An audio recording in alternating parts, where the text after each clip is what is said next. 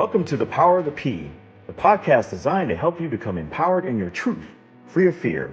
I'm E.L. Brooks, your host, here to bring you expert advice and effective tools based on neuroscience to help you deal with all the stressors in life, relationships, and work. I'm here to keep you off that struggle bus through the power of the P. Are you ready? Then let's go. Welcome to The Power of the P, episode number 3. Thank you for joining as always. If you're not familiar with the show's format, it's like a Dear John life advice show, except for I'm EL. So it's Dear EL, where followers and subscribers send in questions of things that they're dealing and struggling with, and I'll pick one, sometimes two questions, and I'll give insight, provide some effective tools that are backed in neuroscience, and I'll offer one key takeaway at the end to log into your memory to help you become more resilient and emotionally stable. So today we have an email from Maggie, who's looking for ways to jumpstart her day. And Maggie, I have a morning routine that's going to rock your world. I've been using different variations of this for the last several years, and it's really changed my life. And to be honest, it's probably had the most impact on my life. As you may or may not know, I've been experiencing inner peace for several years, and a lot of that has to do with what I'm about to share today. Inner peace is a way of being moment to moment, which means that you have to work on it constantly. There's no destination. You don't reach inner peace and it's like, and all the work stops. No, it's working on yourself to ensure that your automatic responses are actually conscious responses, not unconscious reactions to false threats perceived by the ego. It's actually removing certain ego states. You'll learn when you take our courses that we need our adult ego. It's the only ego that's rooted in the here and now, and that allows us to be present and intentional, and that creates our drive. So inner peace is more like a skill that you work on daily. It's repetitive. Repetition is the mother of all skills. So for me, it's repetitive mind-body rituals that put my mind, body, and soul in harmony, in a homeostasis state, in my parasympathetic. And that allows me to view life through a lens of calm and clarity, not through a lens of stress and chaos. Remember, we don't see the world as it is, we see the world as we are. So, our key objective today is learning how to prime ourselves in the morning to win the day. So, let's get into Maggie's email.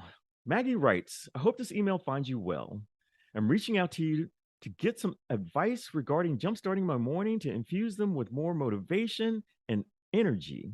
Lately, I've been feeling a bit sluggish and unmotivated. I have a new job that I love, but I'm now required to be on location, so I'm having to wake up earlier to drive 50 minutes, and it's killing me.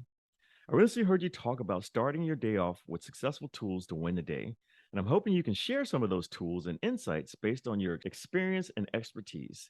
Thank you in advance, Maggie P. So I picked this letter because a lot of people are not familiar with how effort and energy work. They're connected. More importantly, what infuses or robs energy and effort. So as a result, people are not winning the day. They're setting themselves up to fail. This kind of builds off of episode 1, getting unstuck. It's all about focusing your attention and being intentional. Remember, control the mind and the body will follow. If you're intentional about your effort, you'll learn that you'll create the energy. To me, this gives meaning and clarity to the phrase, where your attention goes, energy flows. So when you intensify your attention, you intensify your energy. I concentrate on 4 scientifically proven areas to boost and maintain my energy through intentional effort. And that's mindfulness, exercise, diet and nutrition, sleep and silence. So in other words, one of the things as humans that we need to reprogram is our binary thinking around things being finite. As I mentioned, there is no destination. Everything is constant moving. Everything's in constant motion. I have inner peace, but if I don't work on that daily, I'm still human, which means that I'm still capable of slipping and experiencing some moments where I may act out of character. And when I look back throughout my experience, when I reflect back on those moments, I always had lower energy, I had a weaker mindset, I had no intention, had bad eating habits, and no tools and strategies to help me improve. And you'll learn that my energy and my effort were not in sync. There's actually an aligned connection to winning the day that you'll learn at the end during the key takeaway. There's a lot that we need to cover that will give more clarity to that aligned connection. So let's go. So my prime time is so important. My morning prime time sets my mind, body, and soul in the optimum window to prepare me for whatever life has in store for me that day. And this is how I win the day. Most of us, including myself way back in the day, we armor up for battle in a defeatist mindset, and this sets us up for failure. Priming, however, allows you to power up and go. It actually pulls you back to center and grounds you in a way that is calming and clear. So, what does priming mean? Well, the definition of priming into it. So, I still make adjustments to my priming rituals, and you will as well as a means to optimize. You have to test things and measure the results to see if the results are positive or negative. Plus, schedules and situations are always changing. Remember, change is constant. Again, nothing is finite. So I try to do things every quarter, that's every 3 months. And then I switch it up on purpose to keep me fresh and conscious. It's to ensure that I'm always intentional about my efforts. What you'll soon learn is the difference in accessing our energy. Most of our issues are around being unconscious and letting our subconscious run the day. There's a formula to this that I'll share again at the end during the key takeaway. And as a result of this formula, we're the walking dead. But we can always infuse life back into our mind, body, and soul by priming, by being intentional.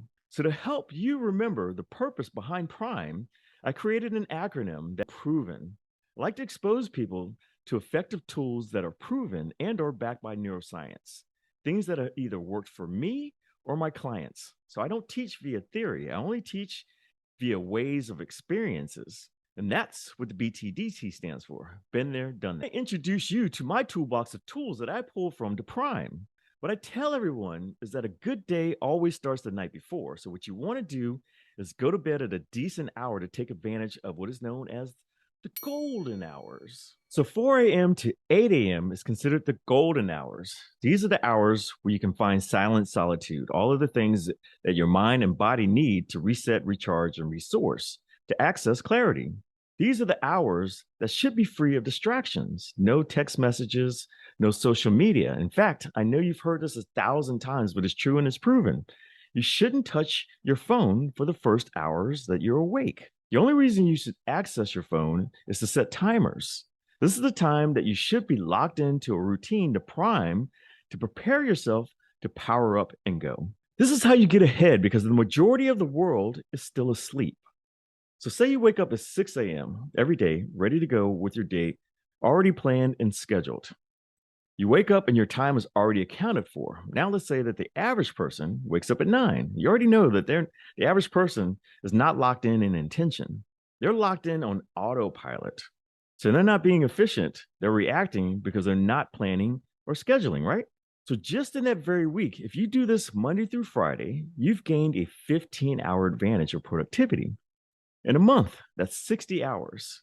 That's almost 3 days. And in a year, that's 720 hours or an additional 30 days. So you've just added an extra month of productivity to your calendar, to your life, and compounded over the years. This is how you make massive leaps in life. And that is the power of effort and energy. There are 10 your morning and your life. These are the 10 areas that had the most impact on my life.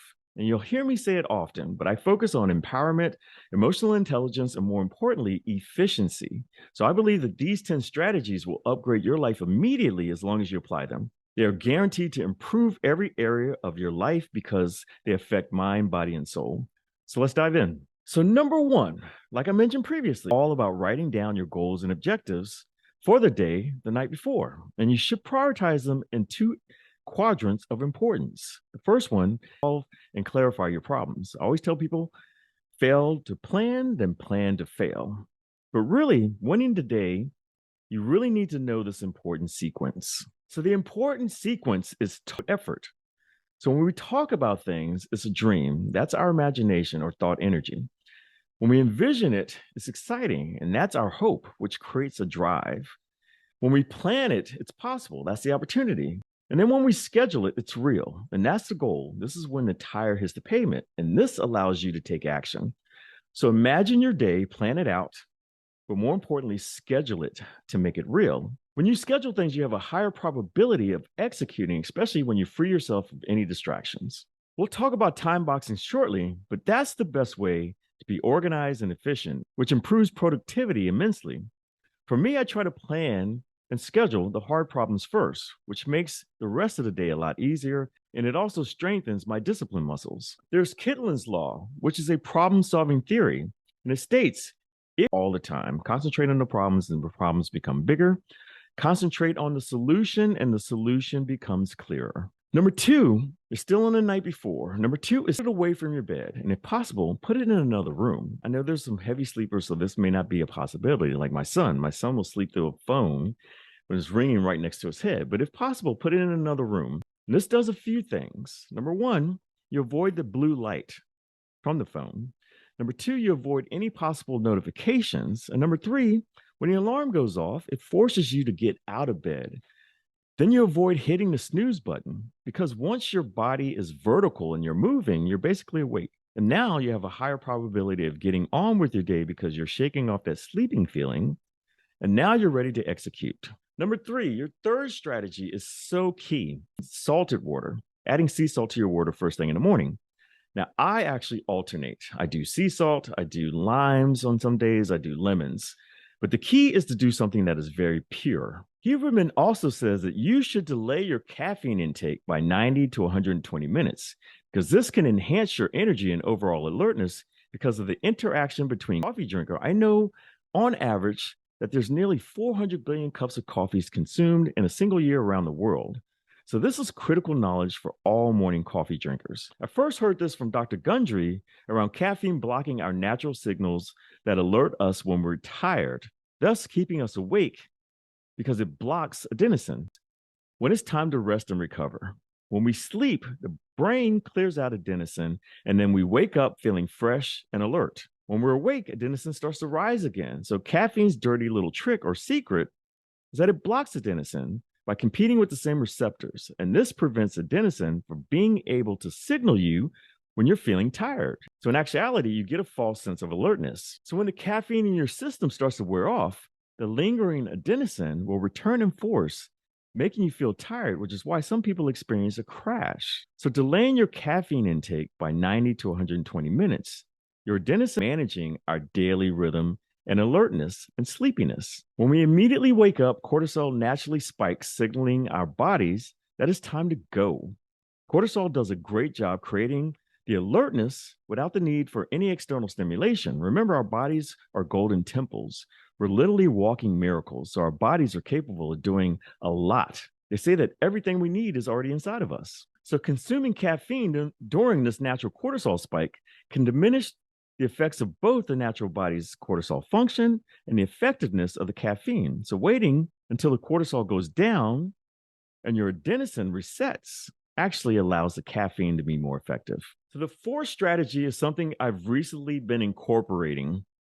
So it's customary for all of us to look back and reflect on the times that we felt healthy and full of energy. And for me, it was when I was playing basketball at Venice Beach during the summertime. I felt like I was actually plugging into a charging station because the sun and the vitamin D just energized my soul. So when I heard this next strategy, it made so much sense to me because I had already experienced it without knowing the real benefits. Needless to say, it's back in my life, but now in a morning routine. So strategy number 4 talks about the vital link between the early morning sunlight and our mental and physical well-being. Vitamin D is extremely powerful, and most humans are deficient in this area. So going for a morning walk, getting that natural sun energy in nature, which puts fresh air in your lungs, increases your heart rate and muscle contraction, which is great for your overall health and wellness. Now, for me, I incorporate audiobooks, podcasts, YouTube videos during this time that opens up my mind and feeds it with helpful, positive information that I can take action on. Plus, for those who are exercise averse, walking is low intensity and is a proven tool for fat loss. Walking also is a great way to improve heart and mind coherency, which leads to a healthier mind-body connection. Strategy number 5 is fasting. First off, when you start fasting, your stored body fat becomes a great source of energy. This means that you'll be able to burn that fat, which will almost guarantee that you'll lose weight. And here are a few more great benefits that you may not be aware of. Number 1, it improves human growth hormone levels for fat loss and muscle gain. Number 2, it improves cellular repair for body recovery. 3, it improves insulin sensitivity. 4 gene expressions. I have to tell you this, when I started fasting, I started looking better. And I know what you're saying. How can you improve on this? But I did. And I laugh because my kids say that I'm corny because I laugh at my own jokes. But Huberman says that science has proven that fasting can positively impact obesity, diabetes, cardiovascular health, age related chronic diseases, and improve mood and cognitive function. So when you combine that with the vitamin D from the natural light, you get less liver disease and improved metabolic markers and less body fat. How about that? Number 6, the sixth strategy, your body in a caloric deficit to burn more body fat. And this is how you improve on your body mass index, your BMI. So too often I see people doing cardio workouts. And I have to tell you, cardio only burns calories, not fat. So skip the meal and weight train, and you'll see better results. This, ironically, for me, has helped me improve both my mental and my physical strengths. I'm actually experiencing more energy and strength and clearer thoughts. That's because my body's not working hard on digesting food. Next is strategy number 7 and the first meal to fuel you up after a training session. One of the hardest things that our body does is digest food. It puts the most work towards that, which pulls and depletes energy. Now, we've all experienced some sort of celebratory dinner where we've all eaten way too much, right? And we've experienced the itis, right? So what is that really all about? What is our body doing? It's actually breaking down, pulling all of your energy and resources to digest that food. And it's the reason why you just really fall into like a food coma. You can't move because all your energy is being put towards digesting your food. What we're really talking about is vital force conservation, energy conservation. And it's the answer to almost all of our energy and effort problems. One of the best ways to protect and conserve energy is by monitoring what you consume visually, audibly, and especially orally. Make sure what's going into your system is not polluting, corrupting, or weighing you down. So I have 3 steps to monitoring my food intake. Number 1 is I get rid of all of the bad stuff, the preservatives, the packaged and canned goods. Number 2 is I make sure what I consume is clean and quality. So I buy organic, not regular. I always look for like the 9 to be the first digit on the barcodes, and I stay away from all the 4s, which have more chemicals in them, and especially in the number 8s, because those are genetically modified. Now, I always encourage people to implement the 80-20 rule, which is number 3. I believe that you don't need to be so rigid about your food intake. Moderation is good for the soul. So I follow a strict routine Monday through Friday, which allows me to enjoy the weekends, right? I don't monitor myself at all on the weekends. That way, I'm free flowing, not in my head feeling guilty because that burger or that slice of pizza looked and smelled so good, right? And usually when you're disciplined, those foods start to lose their power over you anyway. But when you forbid them and you forbid yourself to eat them, that's usually when you have some binge type of episode, right? You find yourself holding like a gallon tub of double fudge, chocolate chip, mocha, caramel ice cream, and a half dozen Krispy Kreme donuts that you've deleted out of your diet for 8 months, but your mental levee finally broke because you couldn't resist the urge. And now you feel yourself feeling guilty and all of that other stuff is just bad, right? The irony is that you actually do need to shock your body and keep it guessing. So the weekend for me is my time to keep my body on its toes so it doesn't get so smart that it starts storing fat because it's learned my routine. So strategy number 8 is burning, electric. They all have great benefits. So I do sauna treatments 2 to 3 times a week after my workouts. And the top 3 benefits for me that sauna treatments gives is they're known to reduce C-reactive proteins, a leading biomarker of systemic inflammation in your system. And if you know anything, inflammation is the leading cause of all dis-ease within your body. Number 2, it's shown to reduce toxins. And for those people that are exercise averse, you at least need to do a sauna treatment because you need to sweat out all the toxins in your body that are just not from food consumption. Unfortunately, it's air quality. It's even fabric softeners and other ingredients that get into our bloodstream. So it's important to flush those things out. Number 3 is scientifically proven to release muscle tension and stress. Yes, sauna treatments are a great source for stress relief. It relaxes blood vessels, which is essential for increasing blood flow which can improve your cardiovascular health. Our ninth strategy is a booster because of the natural regenerative properties. I'll list three and give you a bonus benefit as well. So, number one, it relaxes your muscles. Number two, it assists in muscle repairs after a tough workout. Number three, it boosts your blood circulation. And the fourth benefit I like to say is that it improves your courage, knowing that you're able to do something that frightens you initially, but pushing through your fears is always rewarding and it encourages you for the day. So to spend a little bit more time on it. And I also wanted people to understand the importance around time boxing. The majority of people are trying to execute from a to-do list. No judgment. I used to only use this method as well until I understood the psychology and the drive behind talk, imagine, plan, schedule that leads to higher execution. So to-do list is like the imagine part. They can be considered a wish list, things that I'd like to do today, right? The problem with that is, as I mentioned, we're upgrading and downgrading in real time. And so when you typically implement a to-do list, there are just things that are just not going to be accomplished, mainly because of the psychology behind not scheduling it, which makes it real and actionable. That's the science behind making it a to-do, right? So when we don't do what's on our to-do list, we can start to form negative opinions of ourselves. But more importantly, study shows that our productivity can be affected in a negative way. To-do lists have no constraints. So if you're measuring your productivity off of a tool that has no constraints, it's a broken technique. What we're striving for is discipline. Maggie, what you're looking for is to wake up, get into that mental state, that mental window, and just go, right? No overthinking, no overwhelming feeling that's holding you back. You're almost like a machine, and you can get there. Everyone listening can get there through the right effort and energy combination. So the metric that we should be measuring is to-do list historically has been shown to lower confidence and self-image. No one that I've ever met, including myself, has consistently finished everything on a to-do list. And that is because if you don't schedule it, you don't make it real. So when you're constantly telling yourself daily, weekly, monthly, and so on, that I didn't get to that. I didn't get to that either. I suck. I have no discipline or follow through. Or worse, you associate your lack of accomplishing your to-dos with your overall image, and you start calling yourself a loser. It kills your productivity. You start to think that you're broken when in essence, you're just using a broken technique. Again, we need to measure ourselves based on our ability to do what we say we're going to do at the time we say we're going to do it, free of distraction. So remember at the top of the show, I said it's all about focusing your attention and being intentional. Well, this next technique is just that. So again, strategy number 10 is called the Pomodoro technique. It's time boxing.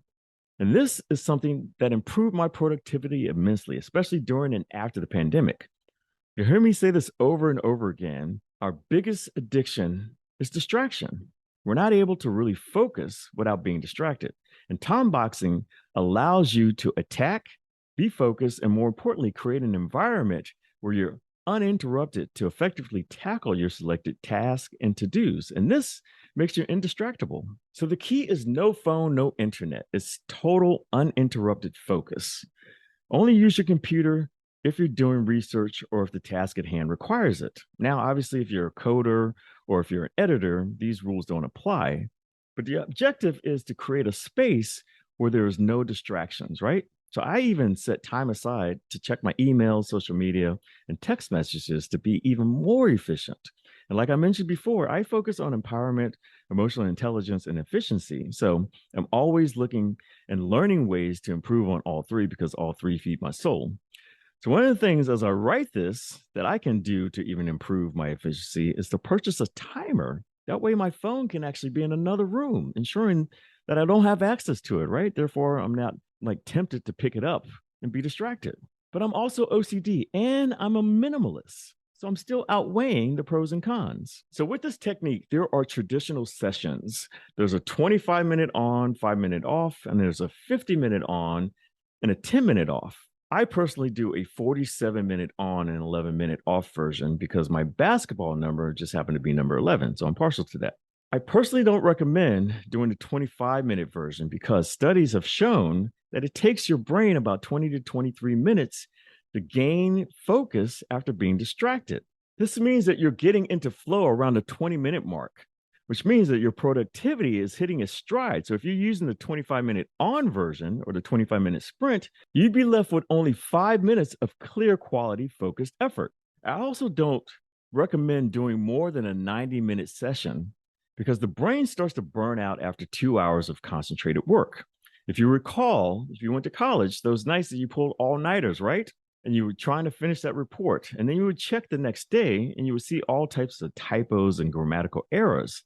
That's because our brains started to melt down, but we just kept pushing through. That's not being effective or efficient, which is why we need breaks, because the brain needs to rest and reset. So the breaks are very important because we need to stand, stretch, and move around.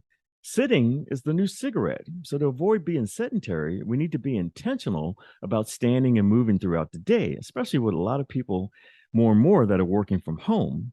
Sitting too much is proven to be the cause of a lot of body and mental issues. So it's important to break up your sessions with design breaks that are intentionally meant for you to move, stretch, and hydrate. Time boxing is a proven way to be both effective and efficient. And it's the best way, in my opinion, to manage your time so that you can actually start to feel like you're in control of your time. And this is how you become empowered. So, how do we incorporate all of this, right? First of all, you need to figure out your overall day. What does it look like? Some implement what is called you get 8, you'll always feel great. 16-8 method, that's actually optimum. And to be honest, I'm not there yet. I'm more of a 17-7 or 18-6. But since I'm answering Maggie's question, it's actually getting me to be intentional about improving my fasting and my sleep numbers. Now, when you zoom out and you look at having a minimum of 16 hours of available time, taking into consideration that 8 hours of that is typically associated to work, this helps you better organize and prioritize all of your time, your work, your meals, your prep time, your drive time, and more importantly, your prime time. Now, since my favorite number is 11, I can't leave you with just 10 strategies, right? I need to give you one more. I need to give you a bonus one, and it's a big one. Stress is an energy zapper. Stress depletes and robs our energy. And one of the best ways to claw back that energy is to control your breathing. So, strategy number 11 is, but the three we'll focus on today are it helps relieve anxiety and depression. Number 2, helps improve your mood. And number 3, it helps improve your focus. Remember at the top of the show, I talked about it's all about focusing your attention and being intentional, right? Control the mind and the body will follow. If you're intentional about your effort, you'll create. The key takeaway is, first of all, let me tell you this quick little story, and then we'll get to the key takeaway. I recently did a 45-minute spin class, and I'd been away from doing this for a few months, but I had a baseline to measure against, right? When I was consistent, I was averaging about 16 miles in that class. And on my day that I came back, I did 14 miles. And I happened to look at the person next to me, and they did 11. Now, I mentioned before that I was averaging 16 miles, but the day that I came back, I did 14, and the person next to me did 11. So what's the X factor? It's the same 45-minute class, but different results. We all get access to the same account that deposits down to how we spend it. So if we all have access to the same account, what are the factors that impact the different results? Do you give up? Well, I'll tell you, it's effort and energy. When I'm intentional about my workouts and actions improve. Effort is a conscious thought process. You become present, which allows you to draw from your vital source of energy.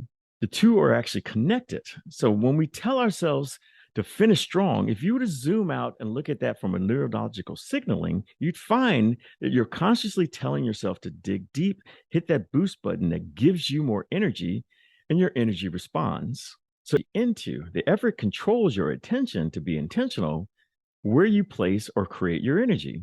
So it's how we play with these two X factors that allows us to seize the day. And we're already utilizing them in our everyday lives. We just need to bring awareness to which combinations get us the results that we're looking for and which combinations are the ones that we need to overcome. So the first combination, you're brushing your teeth, you're deciding which show to watch, right? These are the things that are automatic to us. And this should be considered our autopilot zone. Next are the two that we actually need to overcome. Next combination, bad habits. The high effort is the conscious thought that says, get off that couch. You know you need to do the report, right? Stop eating those chips. That's sabotaging your weight loss plans. This should be considered our distraction procrastination zone that we all need to overcome and improve. So this is where you are, Maggie, right? You have a conscious effort to improve on your morning routine, but you have low energy, which is preventing you from being able to figure out how to execute. You may be indulging in some habits that may be robbing you of your energy, keeping that energy low, which keeps you distracted. Again, our number one addiction is distraction. We're all going down rabbit holes, right? But this is where all of those strategies that I just mentioned can help you break this combination. This is the combination we'd like to eliminate, which leaves us with the last two combinations, one more bad and one that is the holy grail. Next, where we tend to spend most of our time, is the comfort of the familiar suck. It's the life of the quiet desperation. You're busy with everything that's distracting and keeping you away from doing the things that you really want to do. In a previous episode, we talked about habits that bring us very low return on investments, very low ROIs. This is what that would look like if it was a formula. This should be considered our stress and overwhelm zone. We believe that there's not enough time, not enough money, not enough energy because we're so distracted and focused on all of our problems. We're so distracted that we don't have the capacity to focus on what we want, which leaves us with the final combination, the Holy Grail. And this kind of encompasses our first three episodes, getting unstuck, finding yourself, and jump-starting your day. The Holy Grail is all want to be, where you're encouraging yourself to perform at your best, spending your time on activities that you really care about. Paradoxically, this is actually how you generate more energy. You're living your true life, and the energy that you're putting into something is being returned tenfold. This is the realm of deep satisfaction and joy. Remember the last episode we talked about the science to satisfaction leads to the art of living. If that were a formula, it would be high effort and high energy. And this, Maggie, should be considered your prime time zone. Again, I prime by taking my daily meds. And again, that is proven rituals to influence mindset and energy. Priming in the morning helps you set a productive and empowering tone for the day. It helps you regulate your energy to master your emotions and emotional state. With consistent practice, this allows you to eventually change your mindset and your emotional state, which allows you to start to breathe and respond and no longer get overwhelmed, triggered, and reactive. And this is really good stuff to know. Like I said, these 11 strategies have probably had the biggest impact on my life. It's good knowledge, but remember, knowledge without action is useless. So go out there and act on it now. Get into your prime time zone. Now you know. One love. Today's episode was sponsored by Help to Love, a platform to open your mind, achieve mental agility, and integrate into the person that you're meant to be. With a wealth of resources and expert advice at your fingertips, Help to Love makes prioritizing your mental well-being easier than ever. It's a non-judgmental approach to mental wellness to help you design that 10x life you deserve. Sign up today at www.helptolove.com. Join the thousands of users who have already discovered the transformative power. Register for the free webinar that will open your mind and plant seeds for your ultimate breakthrough. If you felt this episode was helpful and insightful, please like, share, and subscribe so that you'll be notified of all of our upcoming content and special announcements. I'm E.O. Brooks, your host. As always, I thank you for your support and especially your time. One love.